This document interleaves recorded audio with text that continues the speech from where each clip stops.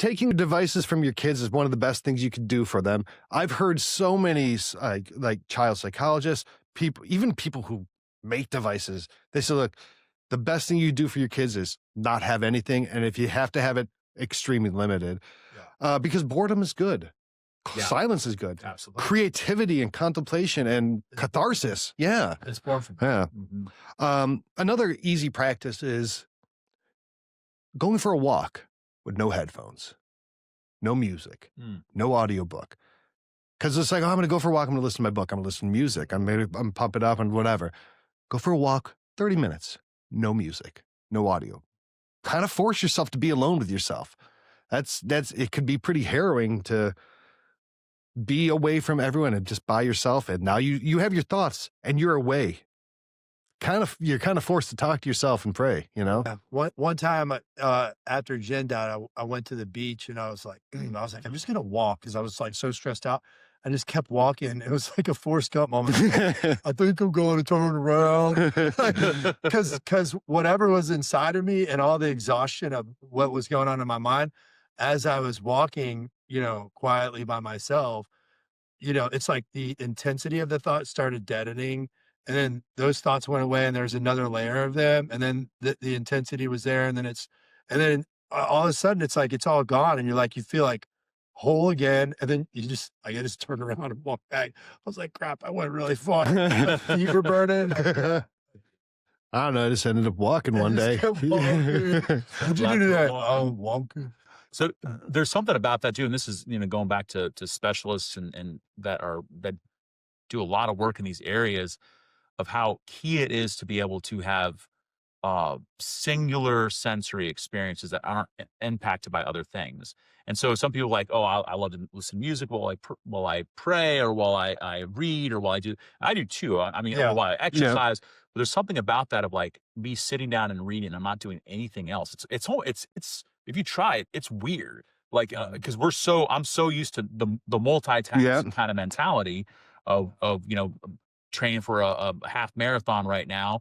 And I'm like, of course I'm going to listen to books or listen to music or listen, something productive. Absolutely. In a sense, it's almost kind of like that's the only way I can justify doing that thing. And this gets back to the area with the sabbatical where I kept feeling I have to justify this. I have to, it's not just wasted time. I'm going to get better at Spanish. I promise. Muy bueno. Yo espantos muy bien. Blanco. Oh no. I think that was Italian. Yeah. Absolutely. So, and there's something I think that we need to recognize that resistance in ourselves and face it. And we do it by actually doing it, by actually, take off, leave the phone at home, and then walk down the street. Oh, the look of terror to the end of the street and coming back. Without your phone on. And then maybe you can move up from there. The look of terror in someone's eyes when you leave somewhere or you leave the house and like, I don't have my phone. Oh man. The look of terror. It's like they left without their feet. They left without their head. Here's another one that I saw that I thought was pretty challenging. How often do you eat in silence? I mean, if you're sitting down to eat, you're probably eating quick and you're probably watching your phone and you're just. As a YouTube shorts catch up. 100%. I want some Bears highlights, boys. Yeah. You're a Bears fan? Come on now. You a Bears fan? Oh, yes. Okay. A California boy living in Florida as a Bears fan. How'd that happen? I've watched a Walter Payton video when I was in second grade. Yeah. And die hard ever since. I come from a strictly Orthodox 49er family. Okay. But, I'm a Bears fan. We're talking Joe Montana and Jerry Rice, man. That's right. That's one crazy, because like, look, I mean, when people eat, they're either talking, which is great. Having a communal meal is great, but having a breakfast, having lunch, even a snack in silence without looking at your phone. Or sitting down. Like for me, eating, it's like, sitting down and eating, like it's hard for me because I'm making food for myself or for somebody else, and I'm like, here, and I just eat while I'm standing. Yeah, it's almost like it's going to go away or something if I don't just consume it immediately. I heard of the concept recently of, it's called second screen content. You guys hear this yet? No. So basically, they've started categorizing certain content as second screen content.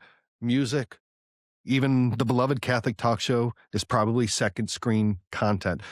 There's chances that someone's listening to us right now, but then they're also scrolling through Instagram Reels.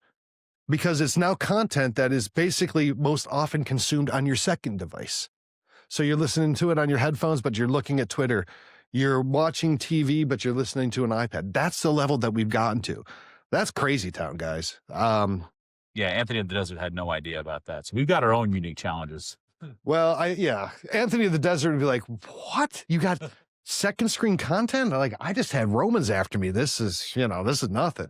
It's all that dopamine, man. Like it's like, Oh yeah, we're dopamine addicts. well, I mean, but they constructed all this out of, being able to capture somebody and give them, even games, all these things. They all have studies done by like Stanford and all this stuff on how to Stanford. It's always Stanford. Stanford too. There's a Stanford. Stanford and Son, all of them are after us. Yeah. So and I tell this to people a lot, especially when they're struggling with an addiction that's linked to technology, pornography, and other things too.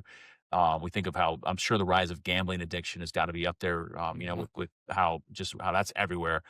But that these companies that we've got people, MIT scientists, their full-time job is to ensure that you keep looking at this device.